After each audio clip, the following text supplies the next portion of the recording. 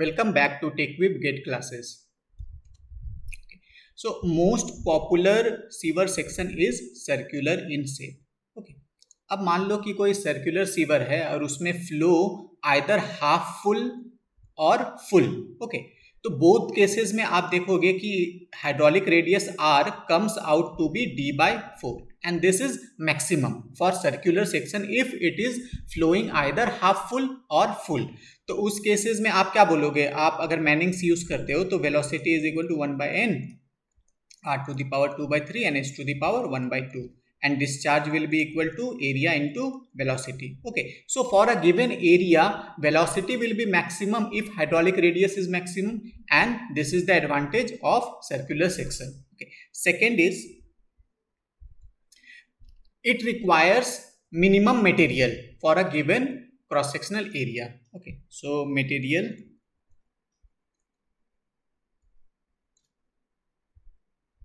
required is minimum. Okay, third कि अगर ये सर्कुलर सेक्शन हुआ तो इसका कर्वेचर क्या है? स्मूथ है, और स्मूथ कर्वेचर अगर हो तो वहां पे डिपोजिशन के चांसेस क्या काफी कम होते हैं. तो here the less chance of deposition, less chance of deposition. Okay, पर सर्कुलर सेक्शंस के ये जो बेनिफिट्स है ना, वो बेनिफिट ऑलमोस्ट नलिफाई हो जाता है. मतलब उसका बेनिफिट हम उतना रीप नहीं कर पाते हैं अगर वो फ्लो लेस देन d/2 हो. मान लो कि फ्लो इतना हो रहा है, then there will be no such merits. Okay, तो उस केसेस में हम क्या यूज करते हैं? Either we use this that is standard egg shaped sewer or new or modified egg shaped sewer, and there are other sections also. Okay, आपने road के बगल में इस तरह का एक सर्कुलर ये देखा होगा, राइट, होल. अब इस होल के अगर आप अंदर जाओ तो आप ये देखो, ये सीढ़ी है, राइट. ये सीढ़ी पकड़ पकड़ के आप नीचे जाते हो, और यहाँ पे मान लो कि ये नाले का जो पाइप है वो इधर से ऐसे आ रहा है और इधर से ऐसे मान लो निकल रहा है. ओके, तो इसे हम कहते हैं manhole. Okay, manhole क्या है? मतलब इंसान के जाने के लिए एक होल बनाया गया है. क्यों बनाया गया है? क्योंकि अगर कुछ गड़बड़ हो सीवर लाइन में तो वहां पे कोई इंसान उतर के उसे ठीक कर सके. मतलब ये समझ में आया कि मैन होल कहाँ कहाँ बनेगा? जहां जहां सीवर लाइन में गड़बड़ी हो सकती है वहां वहां हम मैन होल बनाएंगे. ओके, अब क्वेश्चन ये है कि कहाँ कहाँ गड़बड़ी हो सकती है. मान लो कि ये सीवर लाइन कोई ऐसे सीधा आ रहा था और आने के बाद में अचानक से ऐसे बेंड हो जाए. ओके, तो जहां जहां बेंड होगा वहां वहां गड़बड़ी हो सकती है, तो वहां हम मैन होल बनाएंगे. नेक्स्ट, मान लो कि कहीं पे इस तरह का कोई जंक्शन है.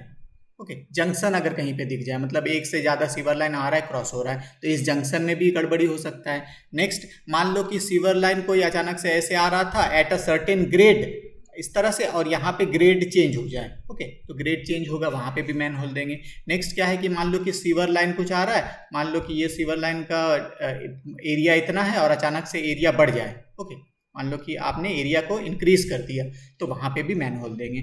अगर कुछ ना हो, कुछ नहीं भी हो, तो उस केस में हम क्या करते हैं कि एट अ फिक्स्ड इंटरवल, मान लो कि एट अ फिक्स्ड इंटरवल हम डिसाइड करते हैं कि ओके इतनी दूर के बाद में एक मैन होल दे देना, अगर स्ट्रेट लाइन हो तो भी, ताकि अगर कुछ गड़बड़ी हो तो वहाँ से ठीक किया जा सके. ओके, एक क्वेश्चन है इंटरव्यू का, एक famous question, why the cover of a manhole is circular. देखो यहाँ पे ये सर्क्यूलर क्यों है, इसे हम और मतलब रेक्टेंगुलर या स्क्वायर ऐसा क्यों नहीं दे सकते हैं? आप कमेंट करके इसका आंसर दे सकते हो. Okay okay, this are the points जो मैंने अभी बताया कहाँ कहाँ पे मैन होल देंगे. एक स्पेशल तरह का मैन होल है जिसे हम कहते हैं क्या? Drop manhole. Okay, drop manhole में क्या होता है कि यहाँ पे आप देखो कि ये जो आपका सीवर लाइन यहाँ पे आ रहा है ना, ये ब्रांच सीवर है, उसका और जो मेन सीवर है दोनों के बीच में एक एलिवेशन का ह्यूज गैप है. ओके, ज़्यादा गैप है. तो उस केस में हम क्या करते हैं कि ड्रॉप मैन होल यूज कर लेते हैं. ड्रॉप मैन होल में आप देखो कि यहाँ पे ये ब्रांच सीवर से आया एंड देन यहाँ पे ड्रॉप कर दिया, और ड्रॉप करके ये आपका सीवर यहाँ पे डिस्चार्ज हो जाएगा. अब ऐसा करने से फायदा क्या हुआ? ऐसा करने से दो फायदा हुआ. एक कि मान लो कि यहाँ पे कोई इंसान अगर नीचे उतरेगा, मान लो कि यहाँ पे कोई इंसान नीचे उतरा इसे ठीक करने के लिए, राइट, यहाँ पे कुछ काम करने के लिए, तो ये ऊपर से क्या है, सीवर से आपका गंदा पानी इसके सर में टप टप टप टप गिरता रहेगा।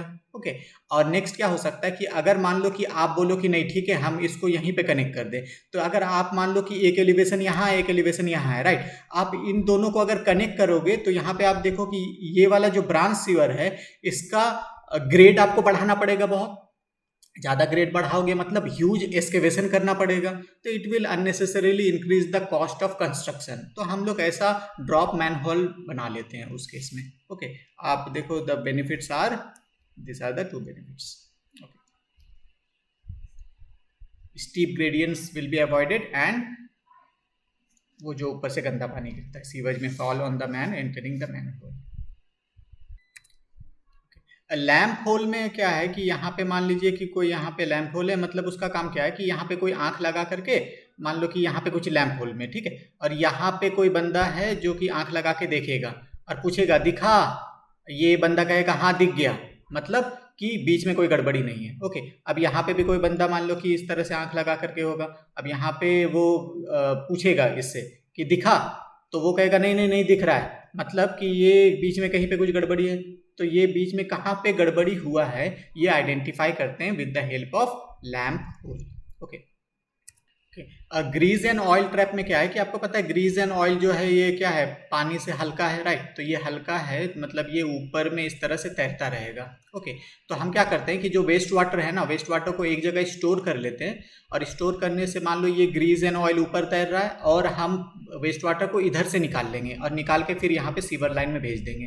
तो उससे फ़ायदा क्या होगा कि सीवर लाइन में आप ग्रीज एंड ऑयल जाने से रोक सकते हो। ओके, उससे फ़ायदा क्या है कि अगर सीवर लाइन में ऑयल एंड ग्रीस चला जाए तो वो सीवर लाइन के सरफेस में जाके चिपकेगा।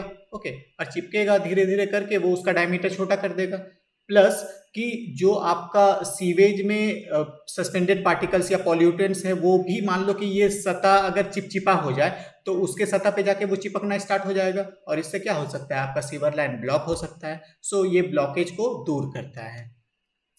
इसे कहते हैं इन्वर्टेड साइफन। यहाँ पे क्या हो रहा है कि मान लो कि जब मैं सीवर लाइन कंस्ट्रक्ट कर रहा हूँ तो कंस्ट्रक्ट करते समय हो सकता है मान लो ऊपर से कोई रेल लाइन गुजरे, ठीक है, ऊपर मान लो कोई रेल लाइन है, तो आपको ये सीवर लाइन क्या है इसके नीचे बनाना पड़ेगा। ओके, इसके नीचे होकर के निकालना पड़ेगा।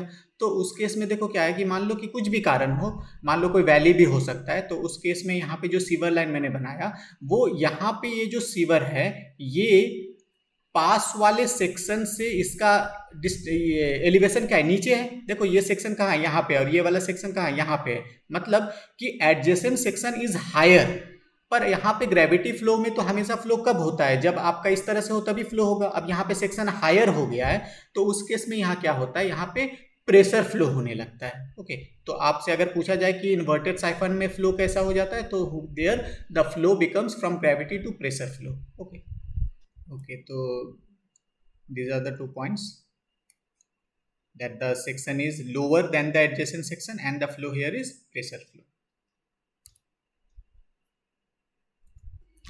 सीवर वेंटिलेशन क्या है कि मान लीजिए ये कोई सीवर लाइन है, ओके, और इसमें आपका सीवेज फ्लो हो रहा है, तो सीवेज डिकम्पोज भी साथ साथ में होता रहता है और ये गैसेस निकलता रहेगा। ओके, अब ये जो गैसेस निकल रहा है उस गैसेस को प्रॉपर वेंटिलेशन देना बहुत ज़रूरी है। Okay, because those gases are poisonous hazardous gases. Okay, gases क्या क्या हो सकते हैं, जैसे मान लो कार्बन डाइऑक्साइड हो सकता है, H2S हो सकता है, फिर मीथेन हो सकता है, ठीक है, और ये गैसेस निकाल दोगे तो क्या है, कई बार होता है क्या कि ये एयर लॉक कर देता है। ओके, एयर लॉक के वजह से आपका जो फ्लो है वो रुक जाएगा, तो प्रॉपर वेंटिलेशन से आप ये एयर लॉक जो होता है उसे भी प्रिवेंट करते हो। ओके, तो what are the different methods, अगर मैं मेथड्स की बात करूं कि वेंटिलेशन आप कैसे करते हो, तो these are the different methods. Okay, क्या एक आप वेंटिलेटिंग कॉलम दे सकते हो। ओके, मैनहोल जो है, मैनहोल का जो आपका ऊपर का जो लीड था उसमें कुछ होल्स दे दो, ठीक है, इसमें वेंटिलेटिंग होल्स दे दो। ओके, तो इससे फ़ायदा क्या होगा, इससे ऊपर से जो आपका बरसात का पानी है वो भी नीचे जा सकता है। ओके, और वेंटिलेशन भी मिल जाएगा। ओके, प्रॉपर ड्रेन डिज़ाइन होना चाहिए। प्रॉपर डिज़ाइन का क्या मतलब है कि आपका या तो हाफ फुल करा दो या फिर 2/3 फुल कराओ, और इतने में फ्लो होना चाहिए। पूरा आप ऐसा मत करो कि आपने डिज़ाइन ऐसा किया है कि यहाँ तक एकदम फुल होकर के फ्लो हो, ठीक है। ओके, नेक्स्ट क्या है, मैकेनिकल डिवाइसेस आप दे सकते हो। मैकेनिकल डिवाइसेस में क्या क्या आ सकता है, जैसे कि मान लो आपका कोई एग्जॉस्ट फैन आपने दे दिया,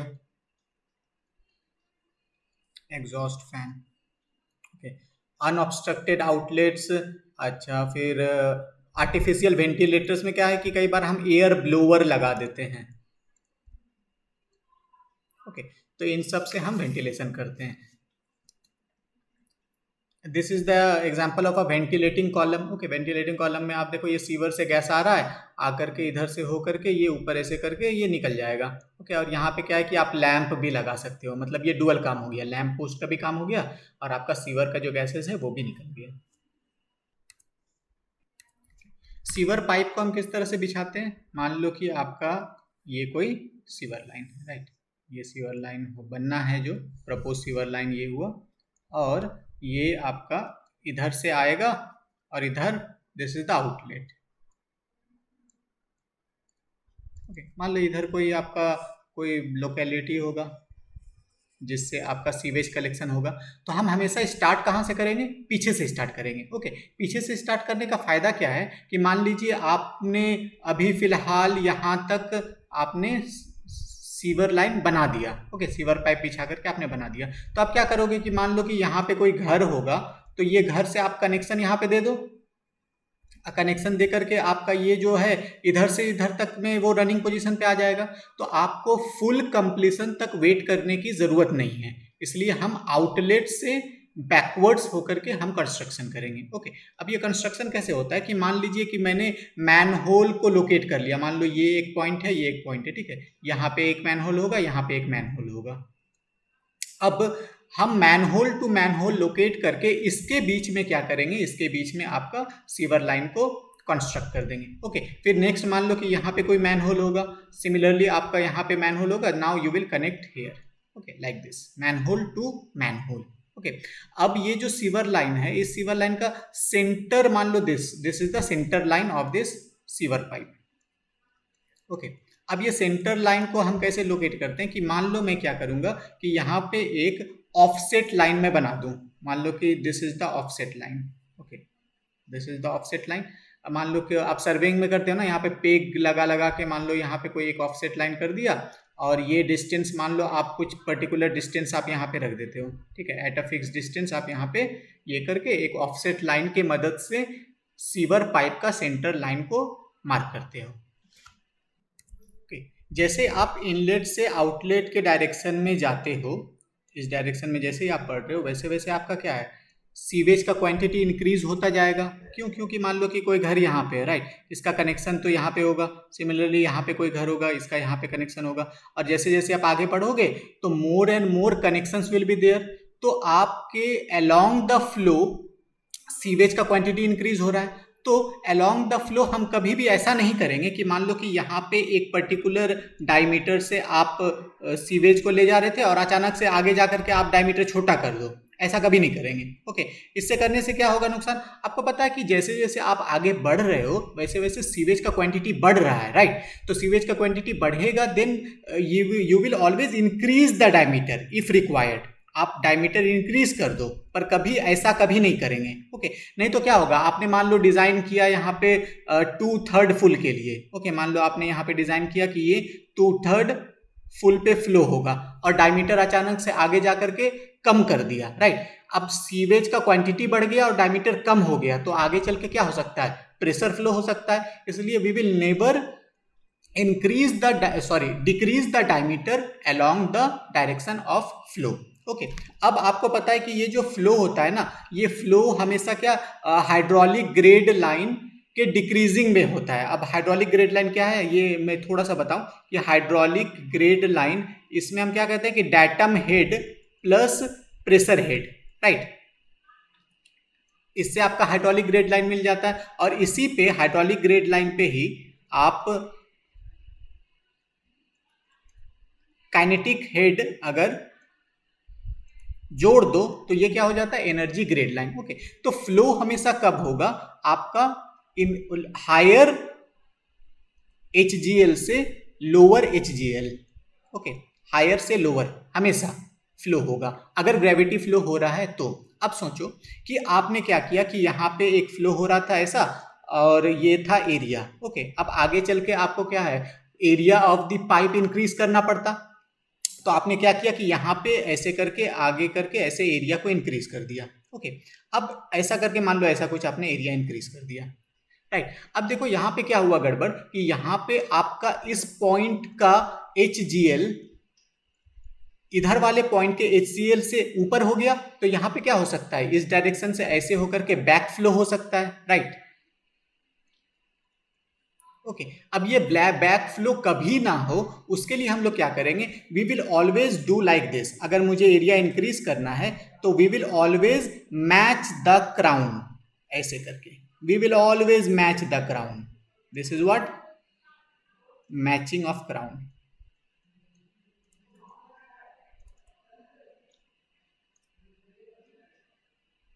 ओके, तो इससे क्या होगा, इससे आपका बैक फ्लो आप हमेशा अवॉइड कर सकते हो। सो द कंस्ट्रक्शन, इस तरह के क्वेश्चंस आते हैं, the construction of sewer line will always be done by matching the crown, not the invert. Reason समझ गए? ओके, समराइज एक बार करें। ये आपका कंस्ट्रक्शन आप स्टार्ट करोगे कहां से, आउटफॉल से स्टार्टिंग के तरफ में जाओगे। ओके, सेकेंड क्या है कि मैन होल को पहले लोकेट करते हैं एंड देन सीवर लाइन उसके बीच में बिछा लो। थर्ड, सेंटर लाइन कैसे, सेंटर लाइन ऑफ सीवर कैसे प्लॉट करेंगे, with the help of offset line. Okay, next is transition from larger dia to smaller dia, ऐसा कभी नहीं करेंगे। ओके, ऐसा हम कभी नहीं करेंगे। क्राउन को हमेशा मैच करेंगे। Hydraulic flow line of larger diameter sewer, मतलब आगे चल के हाइड्रोलिक फ्लो लाइन ऐसा ना हो कि वो ऊपर चला जाए। ओके, और बस। ओके, कुछ क्वेश्चंस देख लेते हैं। ओके, ये क्वेश्चन क्या है कि assertion is the crown of the outgoing larger sewer is always matched with the crown of the incoming smaller dia sewer. Okay, this is true, right? This is true. Okay, it eliminates the backing up of the sewage in the incoming smaller sewage. Okay, this is also true. मतलब assertion is true, reason is true, and this is the correct relationship. दोनों का जो relationship है वो सही है, मतलब this explains this, assertion को ये reason explain कर रहा है। okay, नेक्स्ट क्वेश्चन क्या कह रहा है, at a manhole the crown of the outgoing sewer should not be higher than the crown of the incoming sewer. Okay, this is true. Reason क्या था, reason यही था कि आपका HGL ऊपर चला जाएगा तो बैक फ्लो होगा। यहाँ क्या कह रहा है, transition from a larger dia incoming sewer to a smaller dia outgoing sewer at the manhole should not be made. Okay, this is also true. Okay, both are true, but the reason does not explain the assertion, right? Both are true, but reason does not explain the assertion. अब तक जो हमने देखा उसके basis में आप sewerage system को design कर सकते हो, राइट? जहां पे आप वेस्ट वाटर यानी कि सीवेज को कलेक्ट करते हो और ट्रांसपोर्ट करते हो, राइट? तो ये ट्रांसपोर्टेशन के बाद में अब इस सीवेज का ट्रीटमेंट होना है, राइट? तो ट्रीटमेंट होने से पहले आपको ये जानना जरूरी हो जाता है कि उसमें क्या क्या वेस्ट, जिसे पॉल्यूटेंट कहते हैं, वो प्रेजेंट है। ओके, तो यहाँ पे जो पॉल्यूटेंट्स प्रेजेंट है उसे हम कैटेगोराइज कर सकते हैं as organic, inorganic, nutrients, pathogens, thermal pollution and radioactive pollutant. Okay, इसमें आपका radioactive, thermal and pathogens, इन तीनों के बारे में ज्यादा तो डिटेल में हम लोग नहीं देखेंगे। हमारा मेन फोकस जो होगा that will be organic, inorganic and to some extent nutrient. ठीक है, तो इसे हम एक एक करके देखेंगे कि ये है क्या। नेक्स्ट, एक टर्म आता है जिसे कहते हैं वेस्ट वाटर कैरेक्टरिस्टिक, उसे समझते हैं। मान लो यहाँ पे मैंने आपको फोटो में दिखाया है, इसे आप लोग जानते हो अच्छे से, ये कौन है, मोटू पतलू, राइट? तो यहाँ पे मैं लिख दूं मोटू और ये पतलू। ओके, अब अगर मैं कहूं कि मोटू और पतलू इन दोनों के बारे में मुझे बताओ कुछ, तो आप कहोगे कि अच्छा सर ये जो है ना, मोटू जो है वो मोटा है, राइट? आप ये कहोगे कि दिस इज से, आप कैरेक्टराइज करोगे this is fat and this is thin. Okay, और बताइए और क्या कह सकते हैं, ये आप कह सकते हो कि सर ये जो है ना, this is short and this is tall. Okay. और और बता सकते हैं कि बोथ आर फेयर, ठीक है, गोरा है दोनों। अच्छा, और भी कुछ बताया जा सकता है, जैसे आप ये कह सकते हो कि सर ये मोटू है ना, दिस इज शॉर्ट टेम्पर्ड। ये आप कह सकते हो 4 नंबर में, मैं कह सकता हूँ this is short tempered. Okay. और this is control tempered. Okay. ये और ये आपका 4 पॉइंट हो गया, राइट, दिस इज 4। अच्छा, और क्या बता सकते हैं, और बता सकते हैं कि सर ये Patlu is intelligent and this is fool, या हाँ फूल ही कह लेते हैं। ओके। तो ये देखो, आपने मोटू और पतलू के बारे में कुछ कुछ चीजें बताई। अब इसको एक बार समझते हैं। ये जो ऊपर में आपने ये जो 3 पैरामीटर्स बताया, ये क्या पैरामीटर्स है? These are physical parameter, right. Physical parameter मतलब कि देखने में वो कैसा है, मोटा है, पतला है, लंबा है, गोरा है, तो दो चार क्या इसका फिजिकल पैरामीटर्स, उसके बॉडी के बेसिस में आप उनको अलग अलग कर रहे हो। और ये जो है, ये आपका क्या है, these are mental. Okay, these are the mental differentiation. तो जिस तरह से आपको इन दोनों के बारे में समझने के लिए कुछ फिजिकल पैरामीटर्स के बेसिस में समझ रहे हो, कुछ मेंटल पैरामीटर्स के बेसिस में समझ रहे हो, ठीक इसी तरह से हम लोग वेस्ट वाटर को भी जो समझेंगे, मतलब आपको एक वेस्ट वाटर दे दिया गया और मैं कहूंगा इसे पहचानो कैसा वेस्ट वाटर है ये, या कोई 2 वेस्ट वाटर दे दिया गया, दोनों के बीच में अगर मैं बोलूंगा कि एक कंपैरिजन करो, तो कैसे करोगे? सेम कंसेप्ट से हम लोग जो कंपैरिजन करेंगे, वो जो कैरेक्टरिस्टिक्स होगा that will B physical, chemical and biological characteristics. Simple. Physical characteristics क्या है? वो कैरेक्टरिस्टिक्स जो आप अपने सेंस ऑर्गन के मदद से बता सको। जैसे सेंस ऑर्गन हमारे क्या क्या है? Eyes, nose, tongue, ear and touch. इसमें टच। ओके। तो ये जो आपके सेंस ऑर्गन है, आप उसके बेसिस में अगर वेस्ट वाटर को समझ सकते हो, पहचान सकते हो, तो those will be the physical characteristics. जब आप अर्लियर एज में चले जाओ, मतलब हड़प्पा मोहिंजोदारो के समय में, तो उस समय में तो फिजिकल और बायोलॉजिकल कैरेक्टरिस्टिक्स उतना नहीं था, पर फिजिकल कैरेक्टरिस्टिक्स देख के लोग समझ जाते थे कि ये वेस्ट वाटर कैसा है या ये वाटर कैसा है। ओके। नेक्स्ट जो आपका आता है दैट इज केमिकल कैरेक्टरिस्टिक्स। तो केमिकल कैरेक्टरिस्टिक्स में हम लोग क्या देखते हैं कि उसमें जो केमिकल प्रेजेंट है उसके थ्रू अगर मैं वेस्ट वाटर को कैरेक्टराइज करूं। और बायोलॉजिकल कैरेक्टरिस्टिक्स में आपका जो कुछ living organisms, micro organisms, fungus, कुछ कुछ चीजें उसमें, पैथोजेंस, उसमें कुछ कुछ चीजें प्रेजेंट होंगी जिसके बेसिस में अगर हम वेस्ट वाटर को पहचान सके। ओके। तो सबसे आसान क्या है कैरेक्टरिस्टिक में? Physical characteristic. तो फिजिकल से स्टार्ट करते हैं। फिजिकल में देखो कलर। ओके। तो ये कलर देखो, ये जो आप अभी हम लोग जो वेस्ट वाटर को डील करेंगे that will be more focused on domestic waste water, ठीक है। इंडस्ट्रियल वेस्ट वाटर को फोकस करके हम लोगों का ट्रीटमेंट वगैरह नहीं होगा। आप ऐसा सोच लेना कि हम लोग जो कुछ भी अब डिफाइन कर रहे हैं ना, उस पर मेन फोकस हमारा डोमेस्टिक वेस्ट वाटर पे है। तो कलर में यहाँ पे देख लो कि ये जो डोमेस्टिक वेस्ट वाटर आता है बेसिकली, उसका कलर अगर वो फ्रेश सीवेज है, ठीक है, अगर वो ताजा सीवेज है, तो उसका कुछ ऐसा येलोइश कलर आएगा। ओके। और जैसे जैसे समय बीतता है तो वो सेप्टिक कंडीशन में चला जाता है। सेप्टिक कंडीशन मतलब कि ये जो सीवेज था इसमें कुछ डिजॉल्व ऑक्सीजन्स थे। ओके। और ये डिजॉल्व ऑक्सीजन धीरे धीरे घटते घटते घटते घटते जीरो हो गया। क्यों जीरो हुआ हम लोग देखेंगे बाद में डिटेल में। ओके। आप मान लो कि वो जीरो हो गया, और उस समय जो आपका सीवेज है वो समय के साथ साथ पुराना सीवेज हो गया, और उसका कलर कैसा होगा? उसका कलर हो जाएगा ब्लैक कलर। ओके। तो ये हम कलर को देख करके समझ सकते हैं कि हमारा सीवेज कैसा है। Next is odour. ओडर के केस में भी आप देखोगे कि फ्रेश सीवेज जो है दैट इज ओडरलेस, इसमें कुछ खास बदबू नहीं आती है। बट जब सेप्टिक कंडीशन में चला गया, मतलब जब सीवेज काला हो गया, उस समय ये ऑफेंसिव ऑर्डर आता है H2S का, है ना। ये H2S का कैसा होता है? रॉटेन एग, है ना, रॉटेन एग। ओके। आप में से कोई अगर दिल्ली के साइड में रहता है तो वहां पे कोई नाले के बगल से आप गुजरना तो देखना एकदम बदबू सा आएगा। वो बदबू किसका है? वो H2S का है। और सामने जाके आप देखना तो वो जो वेस्ट वाटर या सीवेज जो फ्लो हो रहा होगा उसका कलर कैसा होगा? काला होगा। ओके। Next is temperature. अब टेम्परेचर इंपॉर्टेंट क्यों हो जाता है?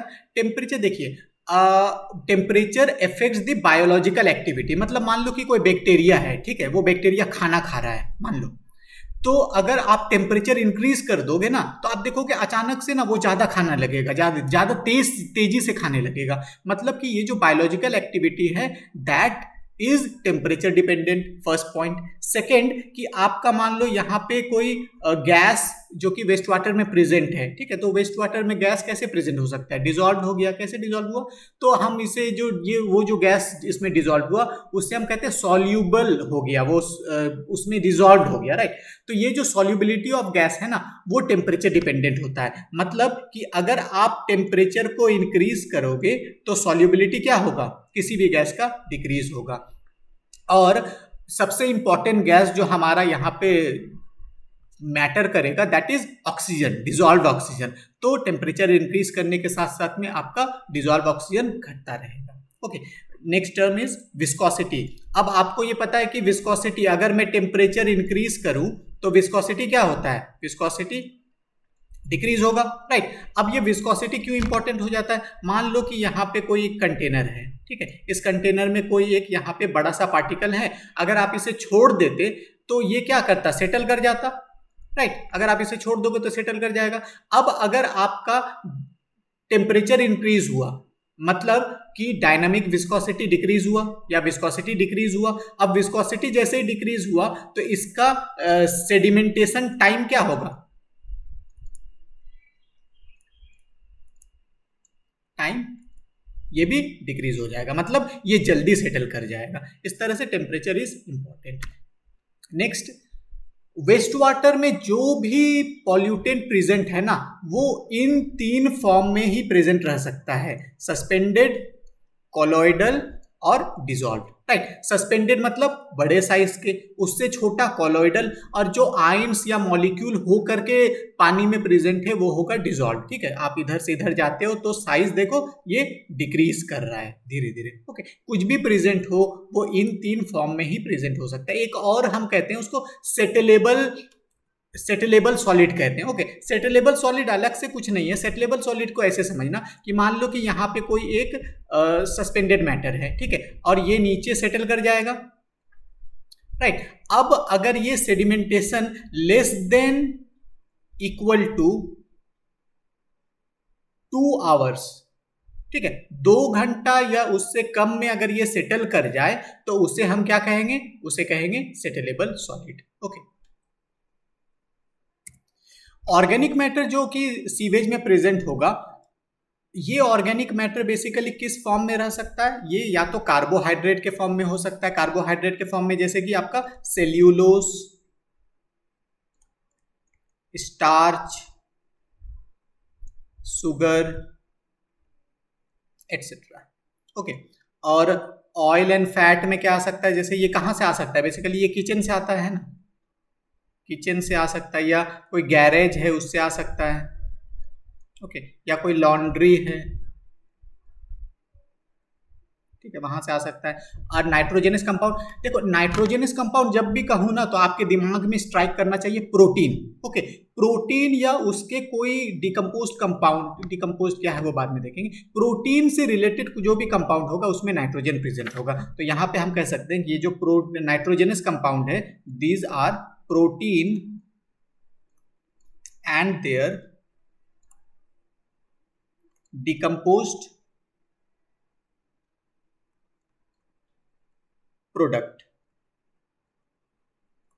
ओके, ये जो ऑर्गेनिक मैटर है ना वेस्ट वाटर में जो प्रेजेंट है, ये ऑर्गेनिक मैटर ही हमारा सबसे ज्यादा कंसर्न होगा, सबसे ज्यादा प्रॉब्लम यही क्रिएट करता है। नेक्स्ट जो आपका इनऑर्गेनिक मैटर है, यहाँ पे इनऑर्गेनिक मैटर देखो, इनऑर्गेनिक मैटर जो मैंने दिखाया है वो बेसिकली बड़े साइज के दिखाए हैं। अब कोलोइडल और डिजॉल्व तो दिखा नहीं सकता, तो यहाँ पे बड़े साइज के मैंने दिखाया है। इतना नहीं होता है वेस्ट वाटर में, इतना नहीं। बेसिकली जो टोटल सॉलिड जो कि प्रेजेंट रहता है वो 0.1% रहता है। ओके, मतलब मान लो कि आपका टोटल सॉलिड, अगर मैं कहूँ टोटल सॉलिड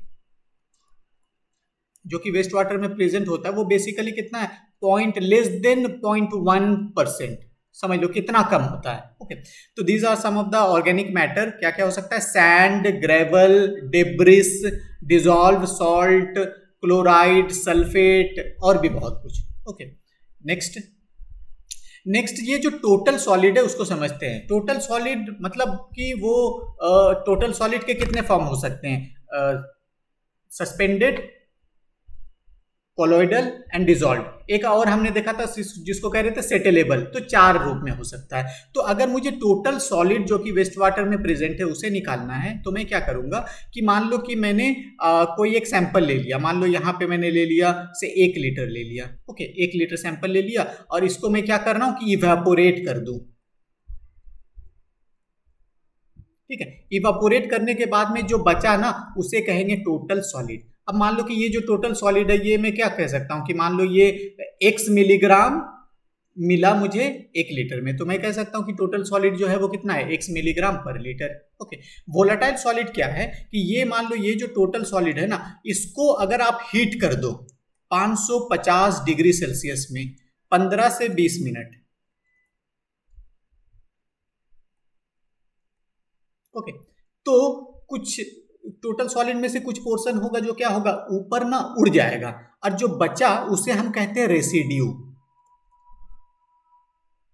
ओके, रेसिड्यू को अगर मैं बोलूं से for example Z, okay Z, तो आपका वोलेटाइल सॉलिड क्या हुआ,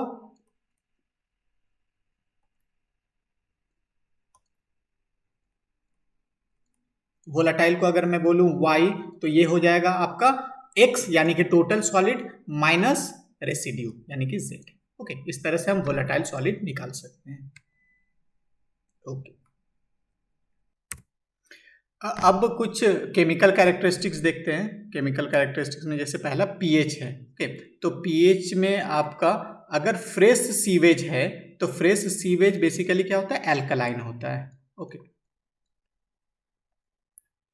पीएच इंपॉर्टेंट क्यों हो जाता है, क्योंकि आप आगे चल के देखोगे कि जो हमारा डिफरेंट टाइप्स ऑफ ट्रीटमेंट होगा ना, वो ट्रीटमेंट कहीं ना कहीं पीएच डिपेंडेंट होता है, तो इसलिए आपका सीवेज का पीएच को जानना जरूरी हो जाता है। ओके, यहाँ पे certain treatments are pH dependent, that's why. Okay, next क्या है, chloride. Okay, chloride Cl minus. Okay, ये जो क्लोराइड पानी में प्रेजेंट है, ये क्लोराइड का सोर्स क्या क्या हो सकता है, देखो किचन से आ सकता है, ये किचन वेस्ट। ओके, और ह्यूमन जो यूरिनल्स, टॉयलेट या फिर लेटरिन वगैरह जो है वहाँ से, फिर आपका इंडस्ट्रियल वेस्ट। ओके, मान लीजिए आपको कोई भी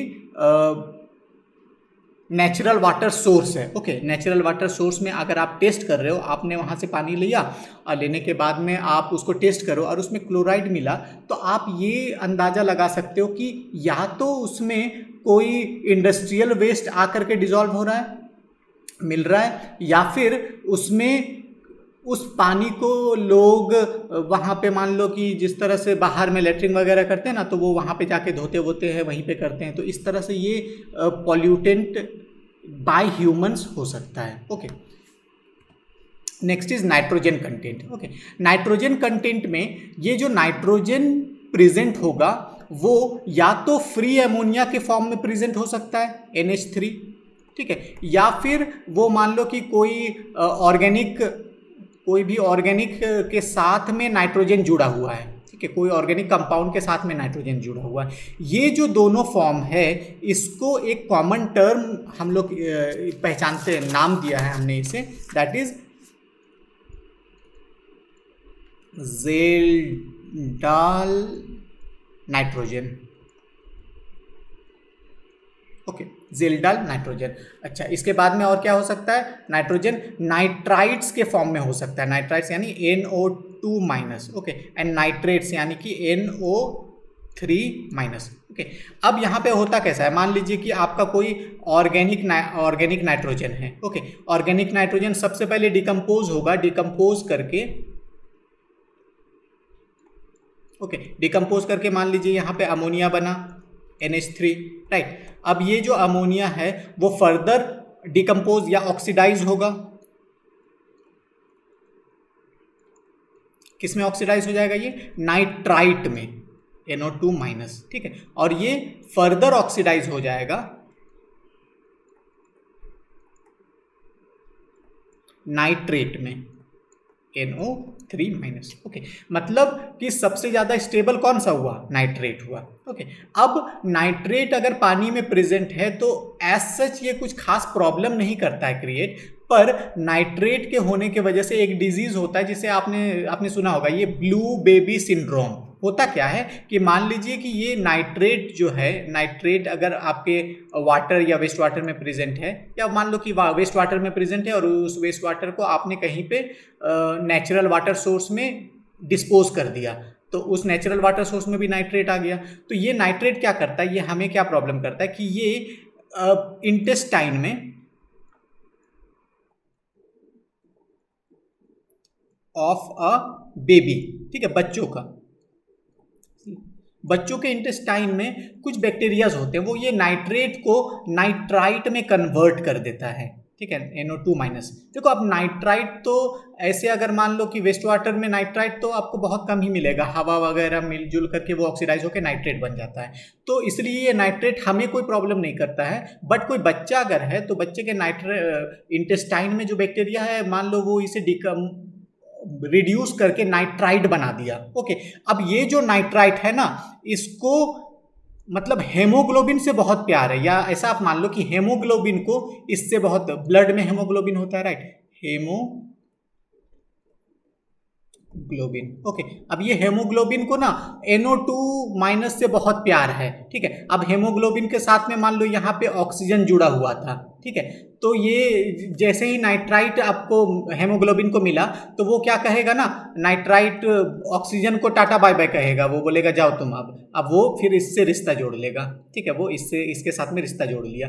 अब इससे हुआ क्या, इससे ऑक्सीजन तो हेमोग्लोबिन के थ्रू आपके पूरे बॉडी में ऑक्सीजन ऐसे ही ट्रांसपोर्ट हो रहा था ब्लड के थ्रू, पर जैसे ही इसने ऑक्सीजन से रिश्ता अपना तोड़ दिया और नाइट्राइट से जोड़ लिया, तो अब क्या है, आपको बॉडी में ऑक्सीजन की डिफिशियंसी होने लगेगी, और इसके वजह से आपका बॉडी जो है, बच्चों का बॉडी बेसिकली वो ब्लू हो जाता है। इसलिए इस डिजीज को हम कहते हैं क्या, blue baby syndrome. Okay, sulphur content, मान लीजिए आपका कोई ऑर्गेनिक कंपाउंड है, उसके साथ में सल्फर है, राइट, तो ये जो है ये डिकम्पोज होकर के आपको क्या देगा, सल्फाइड H2-, राइट, ये सल्फाइड इसी को था ना, H2S, जो कि आपका सीवर लाइन में क्या कराता था, कोरोजन कराता था ना। ओके, तो ये जो सल्फाइड है, ये सल्फाइड ऑक्सीडाइज होके सल्फेट हो सकता है, SO4 2-। ओके, सल्फाइड से सल्फेट।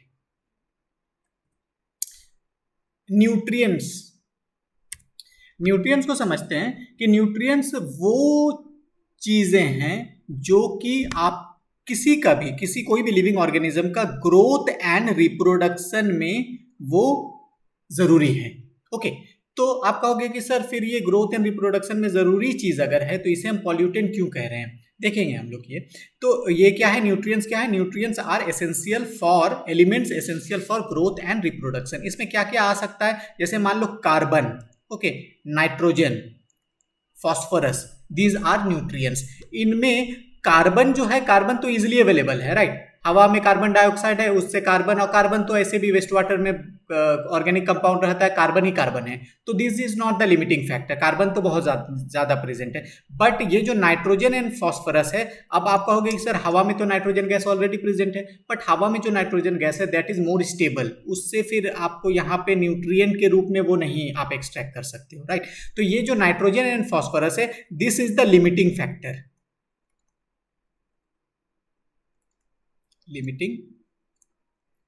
लिमिटिंग फैक्टर जैसा कि आप लोगों ने 11-12 में पढ़ा होगा, कोई अगर रिएक्शन है, केमिकल रिएक्शन, उसमें जो चीज़ें कम है वही डिसाइड करता है, तो यहाँ पे जो कम वाला चीज़ है वही डिसाइड करेगा, ठीक है। तो ये जो आपका न्यूट्रिएंट प्रेजेंट है, इस न्यूट्रिएंट के वजह से क्या हो सकता है ना कि कोई भी वाटर बॉडी है उसमें एल्गल ग्रोथ हो सकता है, ठीक है। अब एल्गल ग्रोथ जैसे मैं यहाँ पे फोटो दिखाऊं कि देखो यहाँ पे ये जो है ये एल्गल ग्रोथ हो गया यहाँ पे, राइट। अब ये जो एल्गल ग्रोथ हुआ, इससे आप समझ सकते हो कि यहाँ पे न्यूट्रिएंट्स बहुत ज़्यादा प्रेजेंट था, तो अब इस पानी को आप यूज नहीं कर सकते हो, इसलिए न्यूट्रिएंट्स को हटाना जरूरी हो जाता है वेस्ट वाटर से।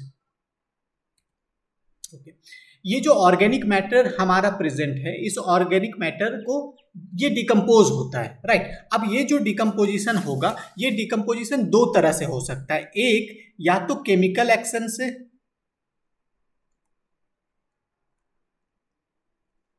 या फिर biological action.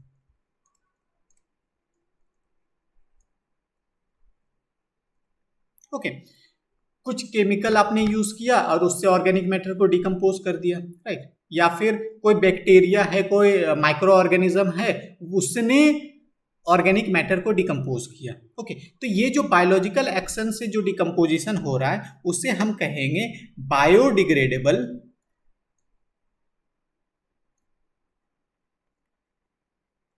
Organic matter.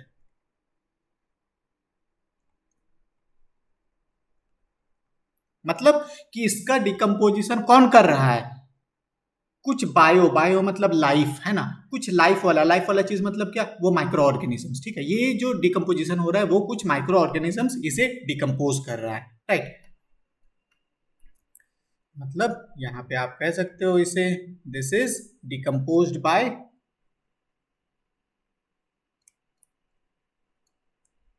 Bacteria.